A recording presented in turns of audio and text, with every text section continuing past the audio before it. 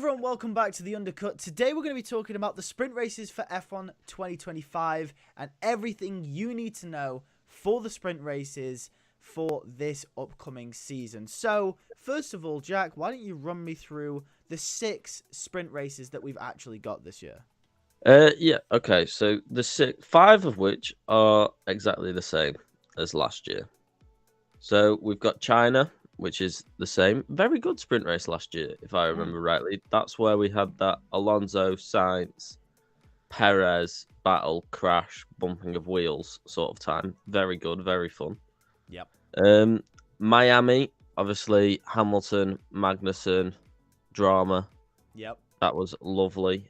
Very good race for Miami last season. Hopefully it'll be the same this season. Daniel Ricciardo, 4th place as well.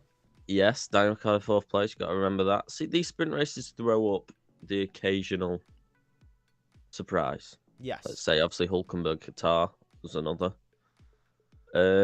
Belgium, that's the newcomer replacing Austria. And I'm not mad at that, to be fair. I think Belgium's quite a good addition for a sprint race. Then you've got Austin, Texas, which we know what Austin's like. We love Austin. Brazil, I think that's become a feature of a sprint race. It's always good. And Qatar, again, that is the last sprint race of the season, and that's always good. I think we're getting an understanding now. I think we can start guessing where the sprint races are going to be, because there's certain ones that are just like perfect for a sprint race. There's certain races that are nailed on a sprint race now. Like you said, I think Brazil has sort of become the highlight of the sprint races. I think it's featured every time now. Yes. I believe. Qatar I think is Texas might be another one that's featured every time. Yeah, Texas is another good sprint race as well. The others have sort of interchanged. Belgium has been a sprint race before. Wasn't last year. Is now again this year. Austria was sort of becoming a feature of a sprint race, one that we always sort of knew was going to be on there, but now Austria's not on there, so that's interesting. But once again, 6 sprint races. I'm going to pose a question for you. Do you think there should be more or less sprint races, or do you think 6 is the right amount? I think 6 is the right amount in a 24 races. That's 1 in 4, if math serves me correct. Yeah. Yes, that is 1 in 4. Yeah, that is 1 in 4. I think that is the right amount.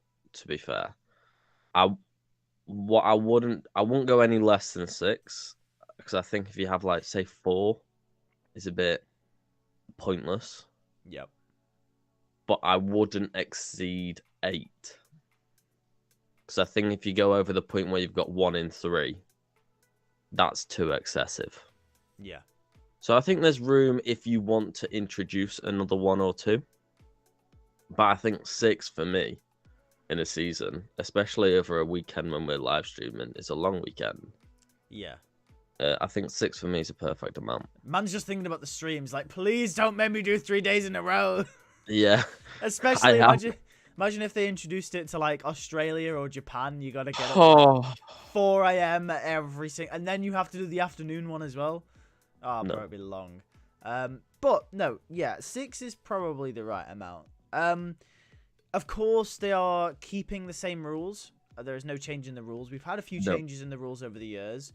Obviously, they used to just do the qualifying session, the sprint, and then the sprint classification was the grid for the race.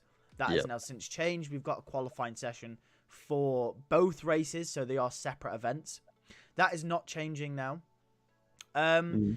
Do you like the sprint format that we've got now after seeing it play out in 2024 as reference, or do things still need to change around? No, I like it. I like the fact of you've got your sprint, then your race.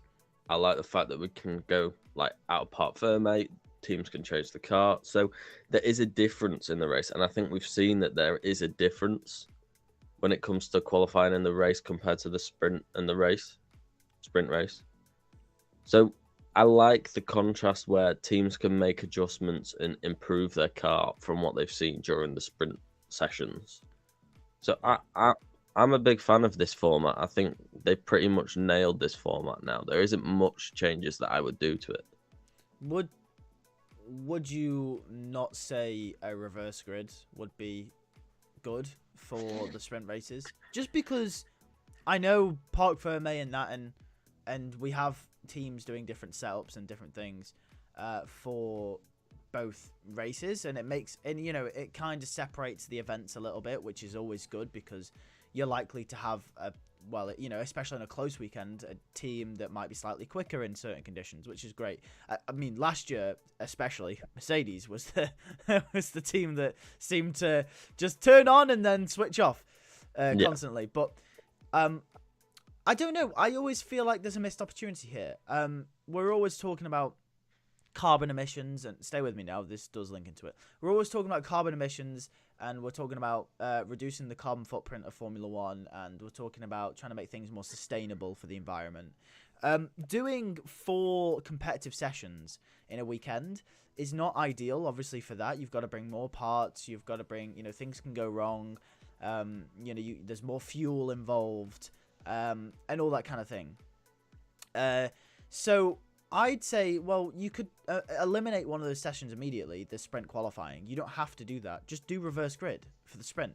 And I think that automatically makes it more interesting. And not only does it make it more interesting for the top teams, but I think for the battle for the constructors for the lower teams, I think it makes it more interesting. Because as we saw in Brazil, in the main race, when Alpine got second and third, that threw them right in the constructors battle and gave them a chance. Imagine if you did reverse grid and maybe it was a race that you can't overtake on, as maybe you could on another racetrack.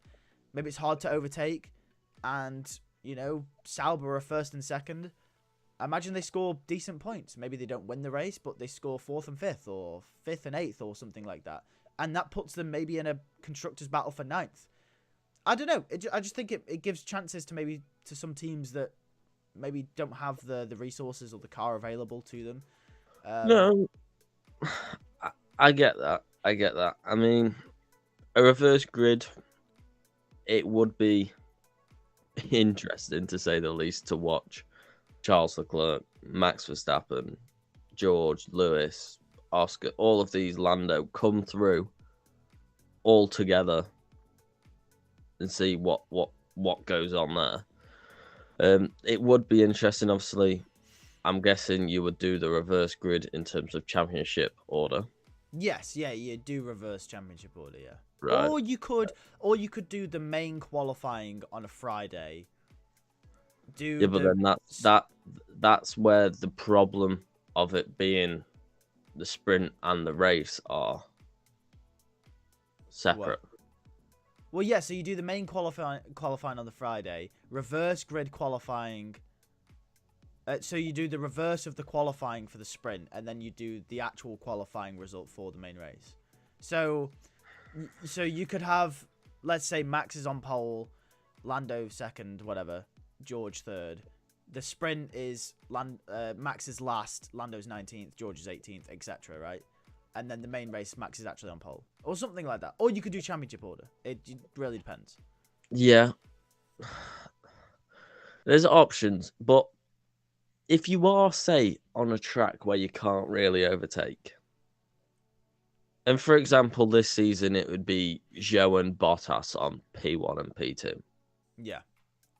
If you're on a track that can't overtake, them stakes were finishing 30 seconds behind or 20 seconds behind 18th at times, let alone the front runners.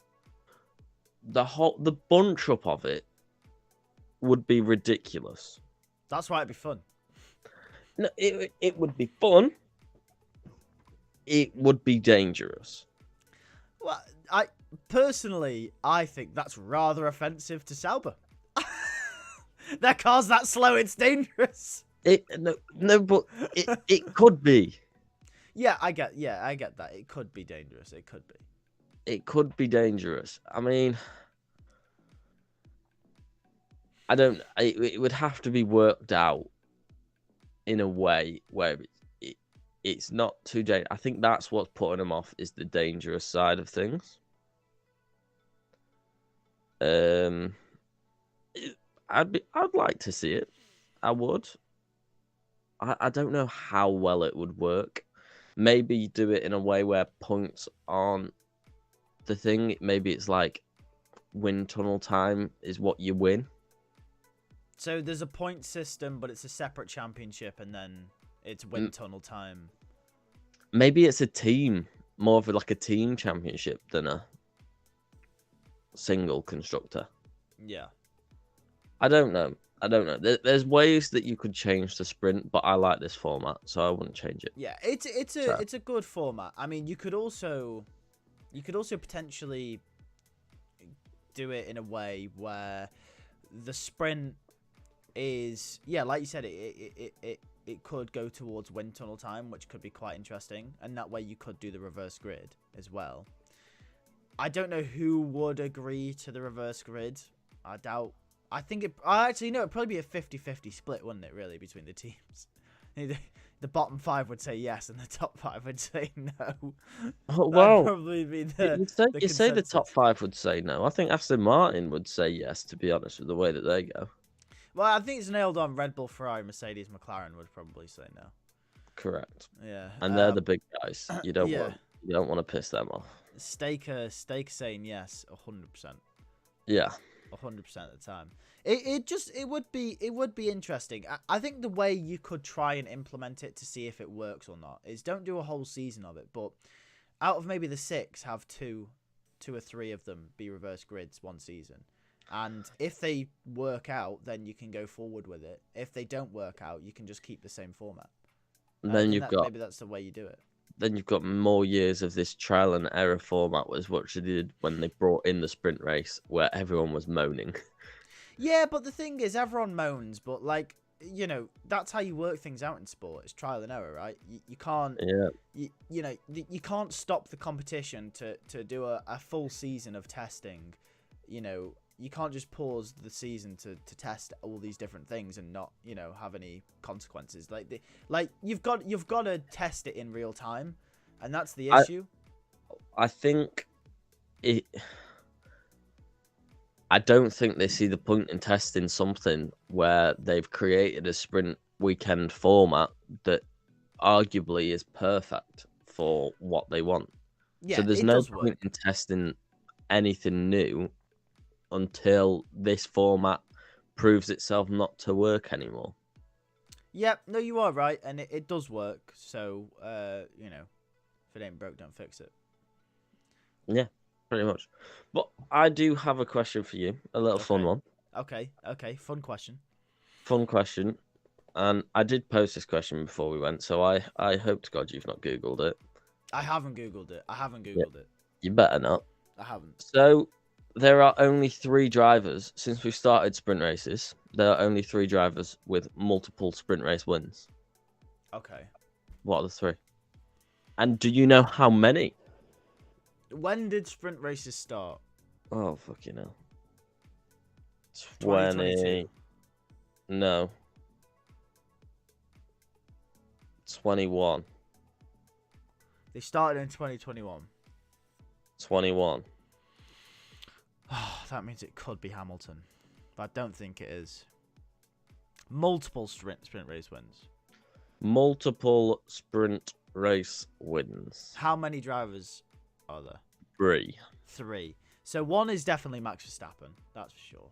Correct. I know another is Oscar Piastri. Correct. Because he won Qatar twice, actually. Yeah. He won Qatar twice. Who's the third? This is the interesting one, isn't it? Mm-hmm. I don't think it's Hamilton. Norris has won Brazil. Did he win it? No, he only won Brazil. Max won the rest this last season and 2023. Could it be Charles? It could be Charles. It could be Charles Leclerc because 2022 that Ferrari was pretty good. Max won every single one in 23 apart from the one Oscar won. It could be Hamilton, but I don't think it's Hamilton because I think Max won the majority in 21. Could it be Bottas? Ooh, could it be Bottas? No, it can't be Bottas. Yeah, I'll go Charles Leclerc, I think. I'll go Charles Leclerc. No. It's not Charles. Okay. It's not Charles. It's not Charles. It's not Charles. Is it Checo? It is not Checo. Is it Lewis? This is not Lewis. Who the fuck? It's not Lando. It's not Lando. It's not. It's definitely not Lando. Is it Valtteri? It's Valtteri Bottas. Oh shit! 2. Yeah. So he won 2 in 21. Yes. Yeah. Yeah. I didn't think it was Lewis, and I felt like if it was Charles, it would have been too obvious, and you wouldn't have asked me the question.